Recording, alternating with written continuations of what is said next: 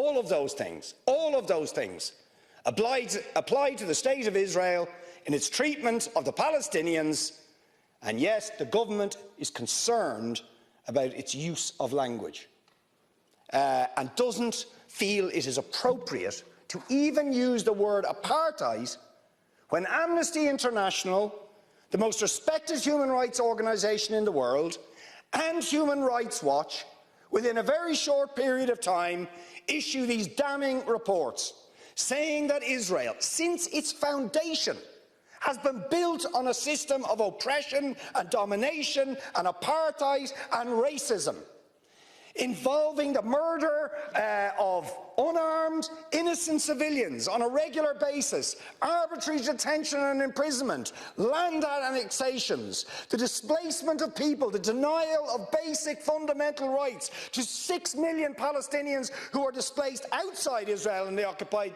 territories, to the right to the return to their homes, to the illegal blockade of Gaza, which has left, as they say in the report, Gaza in a permanent state of humanitarian crisis, denying people access to food, to water, and treating the Arab population as a whole, the Palestinian population as a whole, as an inferior race.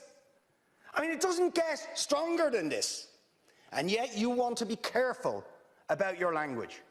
You're happy to correctly use the most strong and robust language to describe the crimes against humanity of Vladimir Putin, but you will not use the same strength of language when it comes to describing Israel's treatment of the Palestinians, when it is now being documented and detailed by two of the most respected human rights organisations in the world, and indeed has been alleged by dozens and dozens of non-governmental organisations, and to be honest, anybody who looks honestly at the decades of brutal, inhumane persecution of the Palestinians, successive assaults on Gaza, the annexation of their land and territory, the systematic application of apartheid rules, you don't want to even use the word apartheid.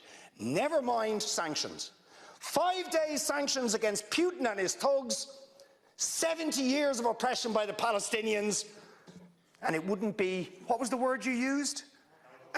It wouldn't be helpful to impose sanctions. Amnesty International are calling for Israel to be referred to the International Criminal Court for crimes against humanity. Will you support it? They are calling for targeted sanctions against Israeli officials who are perpetuating the system of apartheid, just exactly the same types of sanctions you've just initiated against Vladimir Putin. Will you support it? And I think the answer is clearly you're not going to. And then we ask the question, why? Why? Now you see, if you're going to have moral standards, those standards have to be consistent. Otherwise, they are not standards at all, they are just cynicism. And of course, we all know the reason that the standards are not consistent is because to call out the apartheid state of Israel would be to run foul of the concerns of certain states that are now presenting themselves as defenders of democracy and so on, such as the United States, the UK, Germany and other powers, whose relationship with Israel, supporting it and backing it, means that the European Union's moral credentials are bankrupted.